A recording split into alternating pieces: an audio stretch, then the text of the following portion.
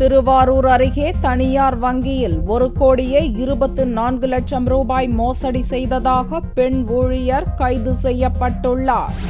திருவாரூர் மாவட்டம் குடவாசல் நகரில் செயல்பட்டு வரும் சிட்டி யூனியன் வங்கியில் வித்யா என்ற பெண் பணியாற்றி வந்தார். பலரது பெயரில் கடன் பெற்றது போல 1,24,00,000 ரூபாய் அளவுக்கு வித்யா மோசடி செய்ததாக தெரியவந்துள்ளது. இது தொடர்பாக வங்கியின் துணை பொது மேலாளர் ராமகிருஷ்ணன் அளித்த புகாரின் அடிப்படையில் வித்யாவை கைது செய்த போலீசார் அவரிடம் விசாரணை நடத்தினர். வங்கிக்கு பெண் ஊழியரை அழைத்து வந்து எப்படி முறைகேடு நடத்தினார் என்பது குறித்து விசாரணை செய்தனர். 15 பேருக்கு கடன் வழங்கியதாக ஆவணங்கள் தயார் செய்து இந்த முறைகேட்டில் வித்யா ஈடுபட்டது தெரிய வந்துள்ளது. காலையில நான் பேங்க் பணம் எடுக்க வந்தப்ப நிறைய போலீஸ்காரங்க இருந்தாங்க.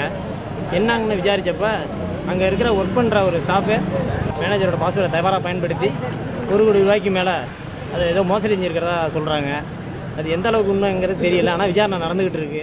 இதில் வேறு யாருக்காவது தொடர்புள்ளதா என்பது குறித்தும் போலீசார் விசாரணை நடத்தி வருகின்றனர்.